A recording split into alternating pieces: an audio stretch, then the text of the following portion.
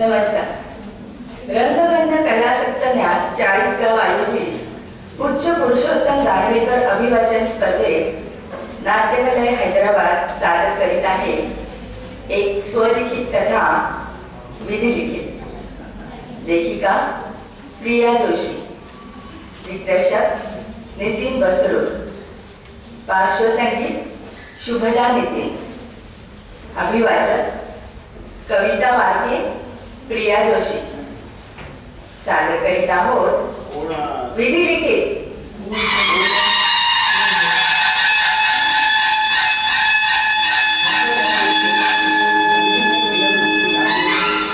कविता वारके कोण आणि प्रिया जोशी?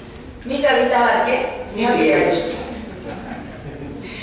तर सादर करीत आहोत विधिलिखित.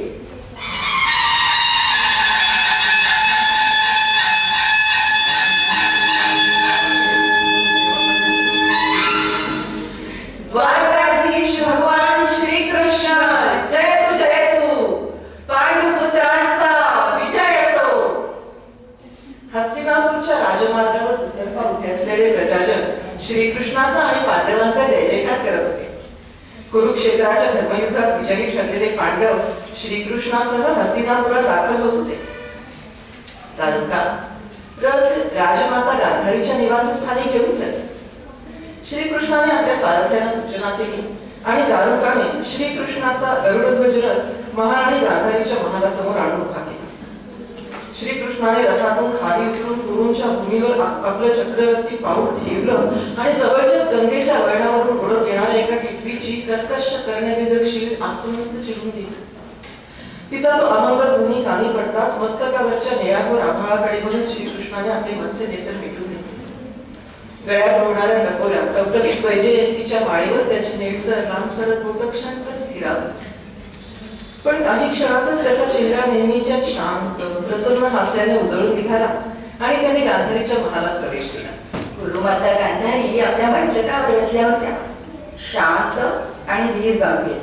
त्यांना तसं एखाद्या मूर्तीसारखं निश्चल बसलेल्या पाहून शांत श्रीकृष्णाची पावलंही आठवली. पण स्वतःला सावरत तो पुढे झाला आणि गांधारीचे हात आपल्या हातात घेत म्हणाला, राजमाता, मी वसुदेव देवकी पुत्र श्रीकृष्ण द्वारकेला परत जाण्यापूर्वी आपल्या दर्शनासाठी आपला आशीर्वाद घेण्यासाठी आलोय. श्रीकृष्णाचे हे शब्द कानी पडताच गांधारी क्षणभरासाठी गोंधळली. पण पुढच्याच क्षणी एका झटक्याने आपले हात सोडवून घेत ती म्हणाली, तुझ्या मनात नक्की काय चाललंय ते कळत नाही मला वासुदेवा. माझ्या आयुष्याची अशी वार्ताहर करूनही तुझं समाधान नाही झालं. इतका मोठा नरसंहार घडवून आणलास आणि तरीही माझ्या आशीर्वादाची अपेक्षा करतोस तू श्रीकृष्ण. गांधारीचा हात पुन्हा एकदा आपल्या हातात घेत श्रीकृष्ण म्हणाला, माता गांधारी, पुत्र कितीही कुपुत्र निपजले तरी माता कधीच कुमाता असू शकत नाही. मी खरोखरच केवळ तुमचा एका मातेचा आशीर्वाद घ्यायला आलोय. त्याच्या या वक्तव्यावर विषण्ण हसत देवी गांधारी उत्तरल्या, तुला काय वाटतं? तुझे शब्द आणि तुझी कृती यातलं अंतर, तुझ्या मनातला तुझा भाव मला कळत नाही. श्रीकृष्णा, तू तर विश्वेश्वर आहेस, जगनियंता आहेस. तू हे महायुद्ध थांबवू शकला असतास. तुझ्या इच्छेविरुद्ध या पृथ्वी तलावर झाडाचा साधा एक पान नाही हलत नाही, तर मग माझ्या 100 पुत्रांपैकी एकाही पुत्राला तू वाचवू शकला नाहीस. त्यांच्यासाठी नाही तर निदान त्यांच्या या मातेसाठी तरी. तू दीनबंधू आहेस, दीनानाथ आहेस आणि तरीही माझ्यासाठी तुझं मन दरवलं नाही का रे?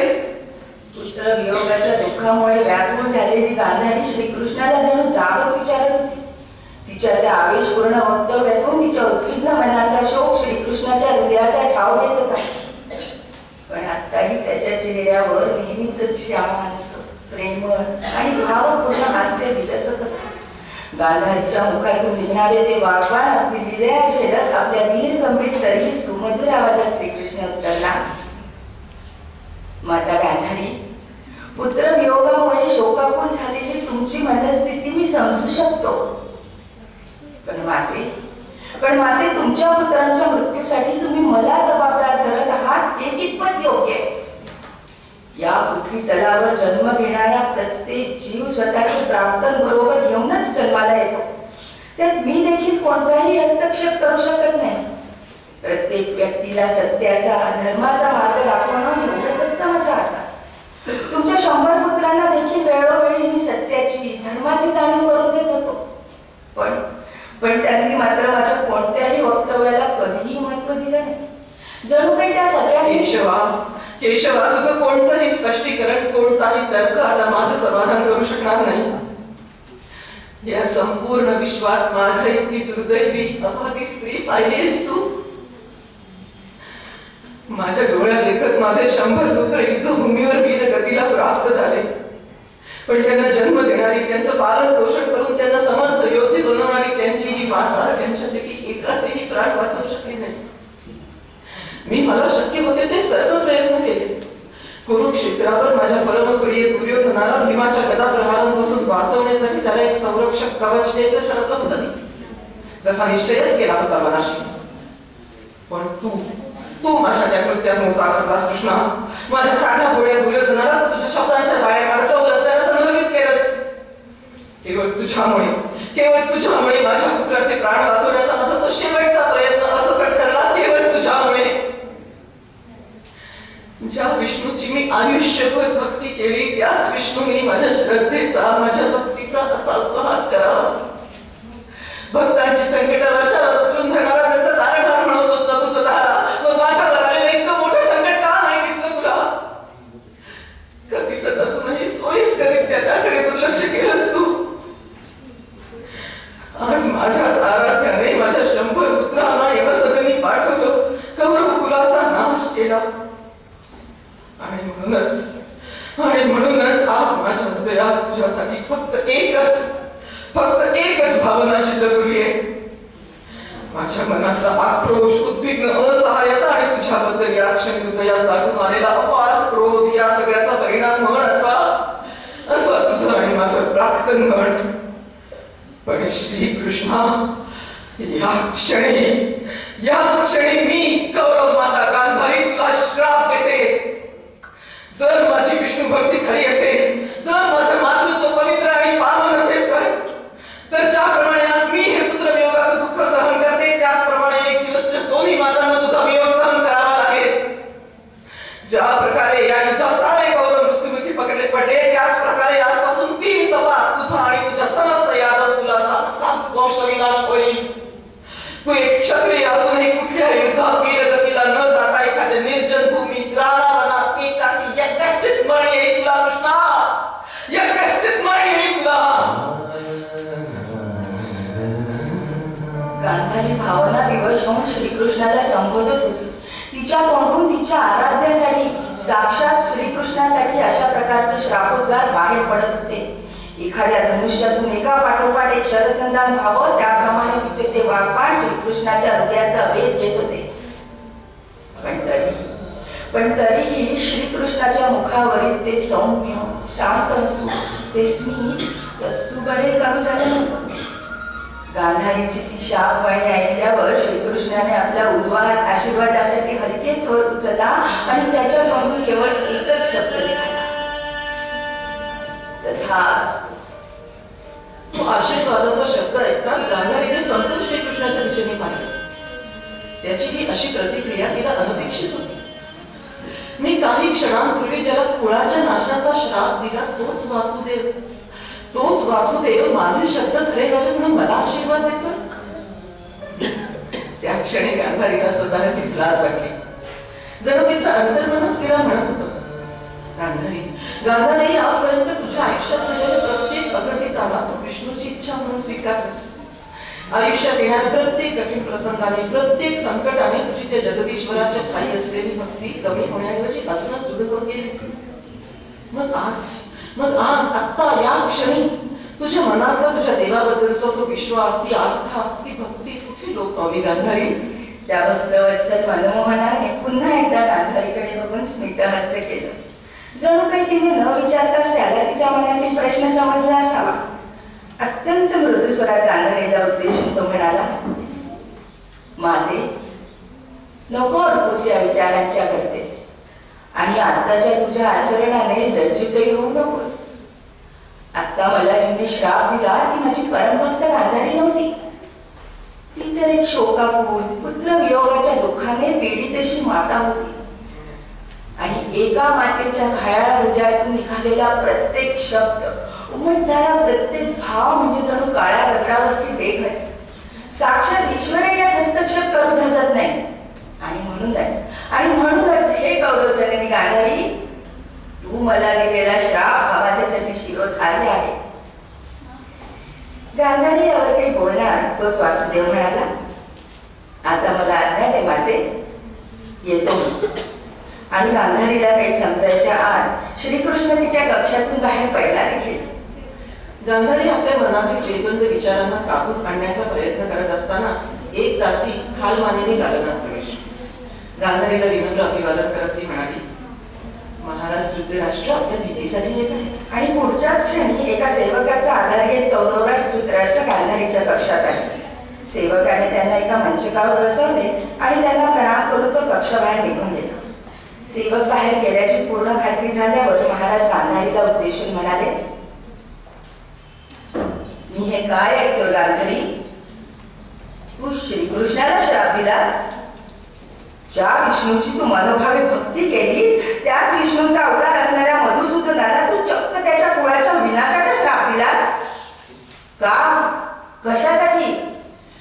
आपल्या पतीचे ते प्रश्नोत्तर ऐकून गांधारी उत्तरली, जर हे सगळं तुम्हाला ज्ञात आहे तर मग माझ्या श्राप देण्यामागचं कारणही कळलंच असेल की तुम्हाला. तिच्या त्या शांत पण तरीही काहीशा बेफिकीर स्वराने धृतराष्ट्र क्षणभर गोंधळले, पण स्वतःला सावरून घेत ते पुढे म्हणाले, होय, माहित आहे मला, पण त्यावर विश्वास ठेवायला माझं मन तयार होत नाहीये. आपल्या 100 पुत्रांच्या मृत्यूचं जेवढं दुःख तुला झालंय तेवढंच मलाही झालंय गांधारी. स्वतःच्या अपत्यांचा असा अंत बघायची वेळ वैऱ्यावरही येऊ नये. पण आपण दोघेही या बाबतीत कम नशिबी ठरतो हे सगळं मान्य आहे मला. पण तरीही आपल्या पुत्राच्या अकाली मृत्यूसाठी श्रीकृष्णाला जबाबदार ठरवणं आणि एवढंच नाही तर त्यासाठी त्याला श्राप देणं हे कितपत योग्य आहे. तू एका क्षत्रियाची पत्नी आहेस, 100 शूरवीर क्षत्रिय पुत्रांची माता आहेस. जर तुला आपल्या पुत्रांच्या मृत्यूचा प्रतिशोधच घ्यायचा होता तर तू क्षत्रिय धर्माला शोभेल असा प्रतिशोध घ्यायला हवा. आणि हे असं प्रतिशोध मी घ्यायचा आणि तोही त्या जगदीश्वराचा. खरंच इतकं सोपं असतं का एखाद्याचा प्रतिशोध घेणं? गांधारीने धृतराष्ट्राला प्रतिप्रश्न केला. तुला वाटतंय तितकं कठीणही नसतं गांधारी. गुरूंच्या महासभेत आपल्या पुत्रांनी द्रौपदीसाठी अभद्र शब्दांचा वापर करून तिला अपमानित केलं. भर सभेत तिचं वस्त्रहरण करायचा प्रयत्न केला. तिच्या बरोबर जे अघटित लांछनास्पद निंदनीय वर्तन त्या दिवशी घडलं होतं त्याचा विचार करता तिच्या उद्विग्न वाणीतून निघालेला प्रत्येक शब्द, तिच्या पीडित हृदयातून उत्पन्न झालेली प्रत्येक इच्छा भविष्यात पूर्णत्वाला गेल्या वाचून राहणार नाही याची जाणीव असून सुद्धा त्या कुलस्त्रीने आपल्या मर्यादांचं पालन करत आपल्या क्षत्रिय कुलाचा मान राखत तिच्यावर अन्याय करणाऱ्यांचा प्रतिशोध घ्यायची प्रतिज्ञा केली. तिच्या त्या वर्तनाचा आर्यपुत्र, तुम्ही माझी आणि कुलवधू द्रौपदीची तुलना करायचं निश्चय करत आहात का? आपल्या पतीला मध्येच थांबत गांधारीने प्रश्न केला. जर तसं असेल तर एक गोष्ट मी तुमच्या निदर्शनास आणून देऊ इच्छिते स्वामी. तुलना ही नेहमी समान पातळीवर असणाऱ्यांच्या करायला हवी, तरच ती निष्पक्ष आणि सर्वमान्य होते. पण इथे माझ्यापेक्षा द्रौपदीचा पक्ष प्रबळ आहे. तुलेचं माप द्रौपदीच्या बाजूला झुकतंय. तिच्या या वक्तव्यामुळे अवाक झालेल्या धृतराष्ट्राने प्रतिप्रश्न केला, म्हणजे तुला नक्की काय म्हणायचंय मी समजलो नाही देवी. होता म्हणता तो सगळा भेद एकवटून गांधारीने बोलायला सुरुवात केली. द्रौपदी आणि मी, तसं पाहता आम्ही दोघीही गुरुकुलाच्या कुलवधू. मी हस्तिनापूरची महाराणी तर ती इंद्रप्रस्थ राज्याची. दोघीही सौभाग्य शूरपुत्रांच्या अभिमानी माता. पण तरीही माझ्यापेक्षा द्रौपदीच्या भाग्याचं पारडं जास्त जड आणि माझ्या या कोकड्या भाग्याचं कारण त्या नशिबाचं मुख्य कारण आहे माझं सौभाग्य. अर्थात हस्तिनापूरचे स्वामी खुद्द महाराज धृतराष्ट्र. गांधारीच्या या मर्मवेदी शब्दांचा मतितार्थ लक्षात येताच महाराज मुळापासून हादरले. इतकी वर्ष सगळं जग जिला आदर्श पत्नी पतिव्रता समजत होतं, त्याच त्यांच्या अर्धांगिनीने त्यांच्यावर इतका मोठा आरोप केला होता. आपल्या पतीला सरळ सरळ आरोपीच्या पिंजऱ्यात उभं केलं होतं. मोठ्या कष्टाने शब्द गोळा करत ते हलक्या स्वरात उठले. खुद्द महाराज म्हणजे मी? तुला नक्की काय म्हणायचंय गांधारी? तुझं सौभाग्य हेच तुझ्या दुर्भाग्याचं कारण आहे? म्हणजे हे असं कोड्यात टाकणारं विधान करण्यापेक्षा स्पष्ट काय ते सांग. मला तरी कळू दे, माझ्या हातून असं कोणतं कृत्य घडलंय की ज्यामुळे तू माझ्यावर इतका मोठा आरोप करावास? बोल गांधारी, बोल. होय आहे श्रेष्ठ, माझ्या दुर्भाग्यासाठी केवळ तुम्हीच जबाबदार आहात. तुम्ही किती सहजपणे मला द्रौपदीचं उदाहरण दिलं. अगदी सोयीस्करित्या आमची दोघींची बरोबरी केली. आणि इथेच चुकलात तुम्ही. कोणीही कितीही समर्थन केलं तरी माझी आणि द्रौपदीची बरोबरी कधीच होऊ शकणार नाही. कारण द्रौपदीच्या प्रत्येक कृतीमागे, तिच्या प्रत्येक निर्णयामागे तिच्या शूर आणि साहसी पतींचं पाठबळ आहे. आपल्यावर झालेल्या अन्यायाचा बदला घेण्यासाठी आपले पती सक्षम आहेत हा विश्वास, खात्री आहे द्रौपदीला. पण माझं काय? तिच्याप्रमाणे सगळा भार पतीच्या स्कंधांवर टाकून मोकळं होता येईल मला? माझ्यावर झालेल्या अन्यायाचा प्रतिशोध घ्यायला माझा पती समर्थ आहे अशी खात्री देता येईल? नाही महाराज, नाही. दुर्दैवाने मला ते कधी जमलं नाही आणि कधी जमणारही नाही. आणि त्याचं एकमेव कारण म्हणजे तुमचं हे जन्मजात अंधत्व. पण गांधारी, मी अंध आहे यात माझी काही चूक? हे तर माझं प्राप्त नाही. गांधारीच्या वक्तव्याने मनोमन कष्टीवर धृतराष्ट्र उद्गारले. स्वतःच्या शारीरिक व्यंगामुळे उभ्या आयुष्यात वाटली नसेल एवढी कर्तव्य असहायता अनुभवत होते ते. स्वतःला कसंबसं सावरत आपल्या दृष्टीहीन नेत्राला उगीच चाचपून बघत तो पुरुषश्रेष्ठ पुढे बोलू लागला. किती सहजपणे तू तुझ्या दुष्कर्माचं खापर माझ्या अंधत्वावर फोडून मोकळी झालीस गांधारी. पण खरं सांगू, मला तुझ्या या वागण्याचं वाईट जरी वाटत असलं तरी आश्चर्य मुळीच वाटत नाही. तुझं आजचं हे वर्तन आणि तुझं हे भाष्य हे सगळंच तुझ्या स्वार्थी स्वभावाला अनुसरूनच आहे. आता आश्चर्यचकित होण्याची पाळी होती गांधारीची. तुम्हाला नक्की काय म्हणायचे स्वामी? माझ्या स्वभावाला अनुसरून म्हणजे इतकी वर्ष मी जे आणि जसं वागत आहे त्यात तुम्हाला केवळ माझा स्वार्थच दिसला. हो, तुम्हाला वाटते तशी स्वार्थी असेलही मी कदाचित. पण एक पती म्हणून तुम्ही कधीतरी माझ्या या वागण्यामागचा अर्थ समजून घेतला? निदान तसा प्रयत्न तरी केला? मला अंधारात घेऊन एका जन्मांशी माझा विवाह करण्यात आला. आपल्या पतीबद्दल प्रत्येक स्त्रीच्या मनाची स्वप्न, ज्या आशा आकांक्षा असतात तशाच माझ्याही मनात होत्या. आपल्या पतीसाठी सजाव, शृंगार करावा, त्याने आपल्या सौंदर्याची स्तुती करावी, त्याच्या डोळ्यात आपल्या रूपाचं प्रतिबिंब दिसावं, त्याच्या नजरेच्या एका कटाक्षात आपल्याला स्वर्ग सापडावा. ही आणि अशीच काही भाबडी स्वप्न उराशी बाळगून मी माझ्या नव्या नात्यात, नव्या आयुष्यात, या नव्या वास्तूत प्रवेश केला होता. पण माझ्या त्या सगळ्या स्वप्नांचा, त्या स्त्री सुलभ भावविश्वाचा एका क्षणात चुराडा झाला. एका क्षणात. पण तरीही आलेल्या परिस्थितीला ईश्वराची इच्छा समजून मी तुम्हाला तुमच्या अंधत्वासह स्वीकारले.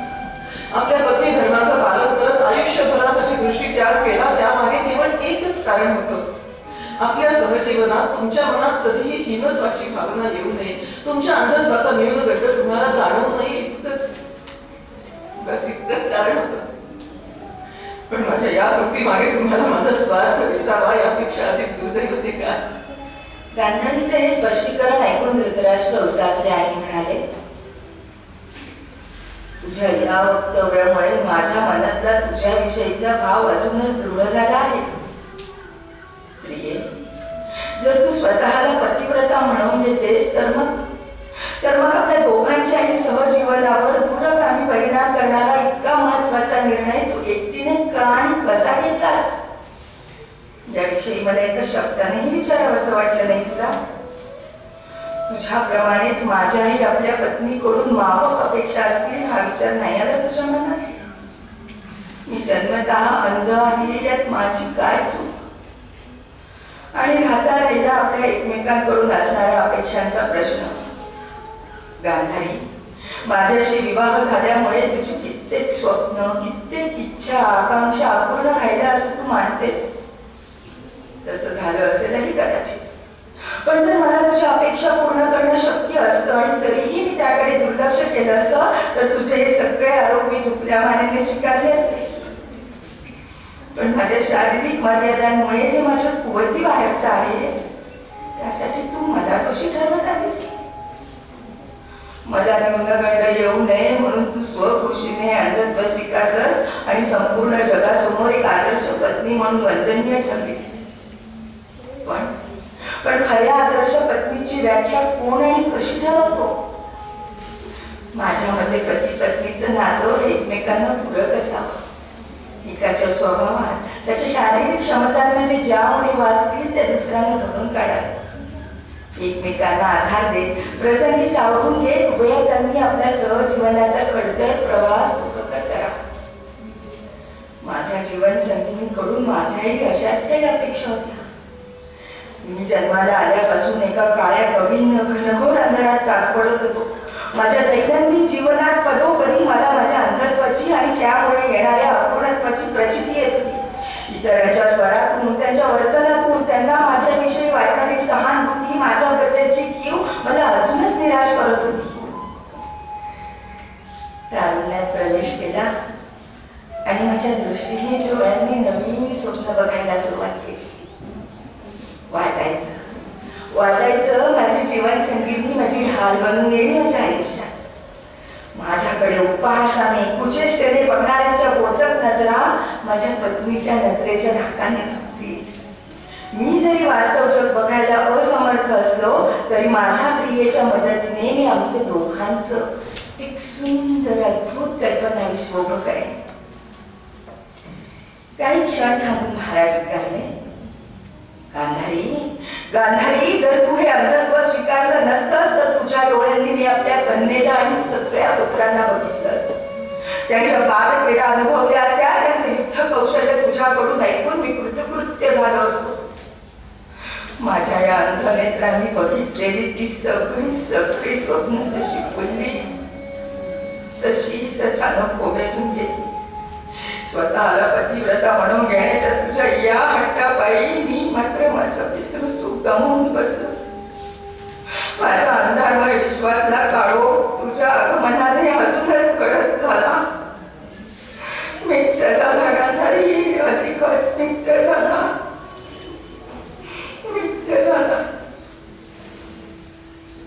बोलता बोलता त्यांचा गळा गाठून आला. डोळ्यातले अश्रू कानांवर उघडू लागले. त्यांच्या भाष्यातलं काहीसं गूढ असं रीते पण गांधारीला अस्वस्थ करून दिलं. काही क्षण तसेच निशब्द शांततेत गेले. शेवटी एक हताश उसासा टाकत धृतराष्ट्र म्हणाले, जाऊ दे, आता आयुष्याच्या संध्याकाळी या सगळ्याचा उहापोह करून साध्य ते काय होणार? आपल्या दोघांच्या प्रार्थना जे होतं जसं होतं ते आणि तसंच घडलं. आपल्या पतीचा हात आपल्या हातात घेत सजगडीत स्वरात गांधारी म्हणाली,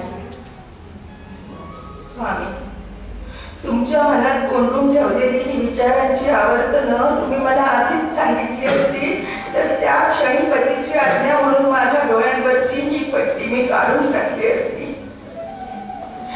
पण आता फार उशीर झाला आहे.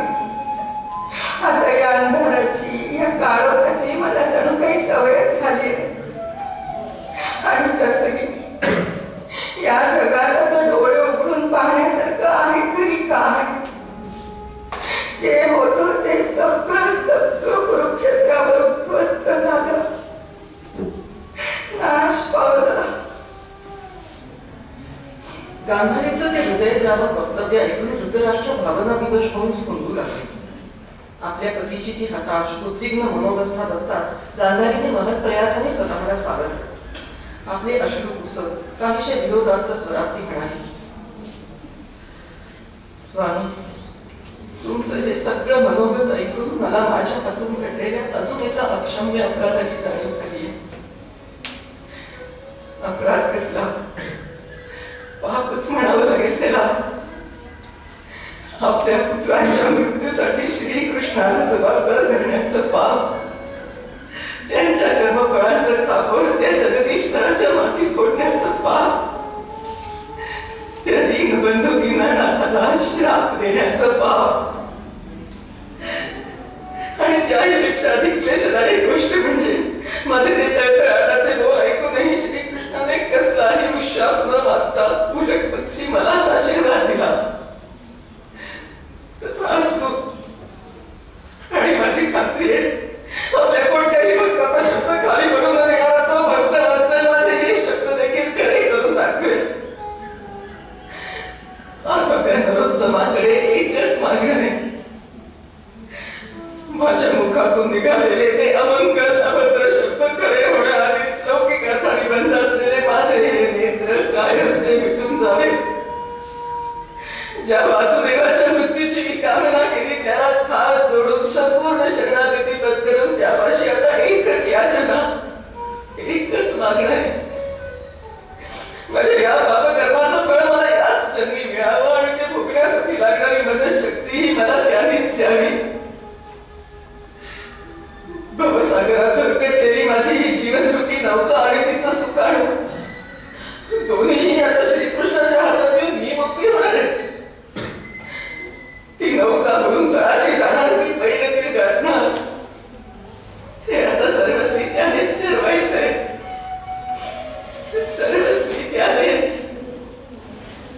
गांधारीचे ते निर्वाणीचे बोल ऐकून धृतराष्ट्र मुळापासून हादरले. त्यांच्याही नकळत ते बोलून गेले. आत्ताही फक्त स्वतःपुरताच विचार करून फक्त स्वतःसाठी मागणं मागून मोकळी झालीस तू गांधारी. आयुष्याच्या या अखेरच्या वळणावर किती सहजपणे तुझ्यापासून वेगळं केलंस तू मला. माझ्यासाठी स्वखुशीने आयुष्यभर अंधत्व स्वीकारणारी माझी सहचारिणी आज मात्र या कातर वेळी मला निराधार करून एकाकी सोडून आपल्या पुढच्या प्रवासाची दिशा परस्पर ठरवून मोकळी झाली आहे. प्रिय, या अंधारमय जगात आजपर्यंत माझ्यासाठी दीपस्तंभासारखं असलेलं तुझं अस्तित्व, तुझ्या पश्चात माझं काय होईल? पुत्र वियोगाच्या दुःखाने आधीच घायाळ झालेलं माझं हे मन तुझ्या विरहाचा आवेग कसा सहन करेल एक नाही आलं तुझ्या मनात. सांग ना, सांग. तू स्वतःला पतिव्रता म्हणून घेतेस तर तुझ्या त्या धर्माचं पालन करत अजून एक काम कर. तुझ्या श्री विष्णूकडे तू स्वतःसाठी जे मागणं मागणार आहेस तेच माझ्यासाठी मागून घे. तुझ्या या अभाग्या अंधपतीवर एवढी कृपा करतेय, माझ्यासाठी तेच मागणं मागून घे. तुझ्या या अभाग्या अंधपतीवर एवढी कृपा कर, फक्त एवढी कृपा कर, फक्त एवढी. महालातील त्या निशब्द गूढ शांततेत दोन केविलवाण्या जीवांचे ते मूक अश्रू अधिकच भयान भासत होते. इतक्या दुरून कुठून तरी बासरीचे मंजूळ पण तरी धीर गंभीर असे सूर सगळ्या असमंतात गुंजू लागले. जणू काही त्या श्रांत क्लांत विष्णू भक्तांना अभय देत ते म्हणत होते, तथास्तु.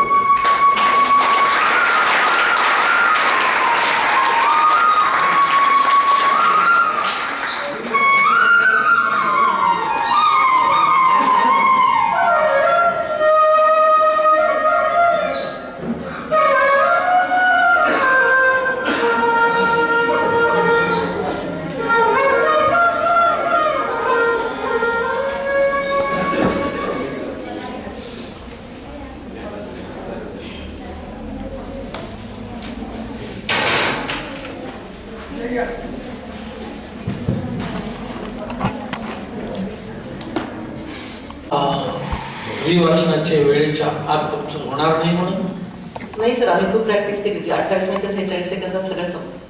म्हणजे तुम्हाला कॉन्फिडन्स होता की अर्ध्या तासात होतो? हो सर. सर ऍक्च्युली आधी आम्ही जे ओरिजिनल जी माझी स्क्रिप्ट होती ती 45 मिनिटाची होती, पण त्या मीटिंग मध्ये सर म्हणले की मॅक्स 25 ते 30 मिनिटाच्या आत. मग खूप एडिट केलं आणि इतकं एडिट केलं की ते म्युझिक रिलीज सगळं 28 मिनिटं 46 सेकंदात तसं होतं. थोडा म्हणजे माझी अशी वैयक्तिक सूचना आहे मला संस्थेने की आता यांचं म्हणत नाही पण इन जनरल प्राथमिकच्या परीक्षणाला आलेले त्या अंतिमच्या परीक्षकासमोर नकोच. प्राथमिकच्या याच्यामध्ये परीक्षणाला असलेले अभिवाचन हे अंतिमच्या परीक्षकासमोर नकोच. आम्हाला प्राथमिक दाखवलं होतं ना यांचं ऑनलाईन नाही प्रश्न असा आहे जे नोकरी पूर्वी आम्ही असं करायचो की प्राथमिक फेरीला तिथे म्हणजे 4-4 संघ 4-4 ठिकाणी प्राथमिक फेरीला एका परीक्षकाला आणि मग तोच परीक्षक अंतिम लावला असंही करत. मग आमच्या लक्षात आलं की नेमकं त्यांना एक अटॅचमेंट तयार होते हे तयार होते. मग आम्ही ते बंद केलं, प्राथमिकला वेगळं इकडे वेगळं असं केलं.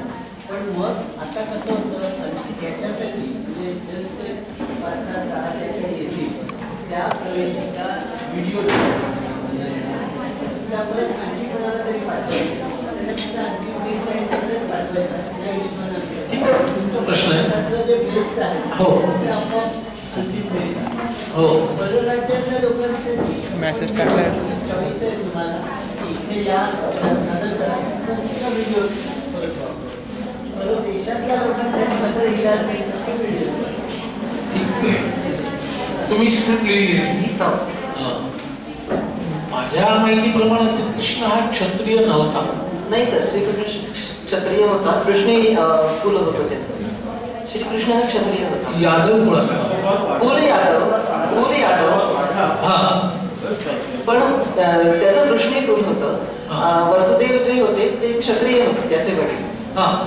तर ते यादव कुल त्यांचं होतं, पण ते बेसिकली ते क्षत्रिय होते. कृष्णी त्यांचं कृष्णी त्याच्यामध्ये होते चांद्रसेन. आणि ज्या अभिवाचनामध्ये कृष्णाचा संदर्भ आहे त्या अभिवाचनामध्ये धृतराष्ट्र आणि गांधारीच्या संवादामध्ये तंत्रतामध्ये बासरीचा आवाज कशाला असावा? सर्वत्र कृष्ण आहे त्या पूर्ण मान्य, पण इथं संवाद फक्त धृतराष्ट्र आणि गांधारीचा चाललाय. त्यात श्रीकृष्णाचा हस्तक्षेप असल्यासारखं वाटतं. मला असं वाटतं की त्या ठिकाणी त्यांना दोघांनाही कृष्णाचा आधार वाटतोय म्हणून ते नाही. आणि दुसरी अजून एक स्थळावर जो विचार केला होता ध्यास आहे त्यामुळे त्यांच्या मनात ते संगीत अजून एक आस्पेक्ट म्हणजे सरांशी आमचं डिस्कशन झालं होतं. त्या काळामध्ये जी वाद्य अवेलेबल होती त्याचा आम्ही विचार केला. म्हणजे मृदंग वगैरे असे जे वाद्य जी होती त्याच्यात ही बासरी या आम्हालाही जाणवलं कृष्ण तुमच्या पाठीशी उभा आहे. यांनी असं इंटरप्रेट केलंय.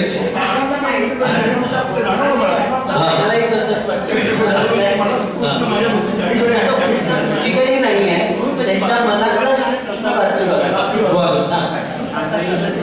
छान झालं. ज्या गतीने तुम्ही म्हटलंय त्या गतीला हात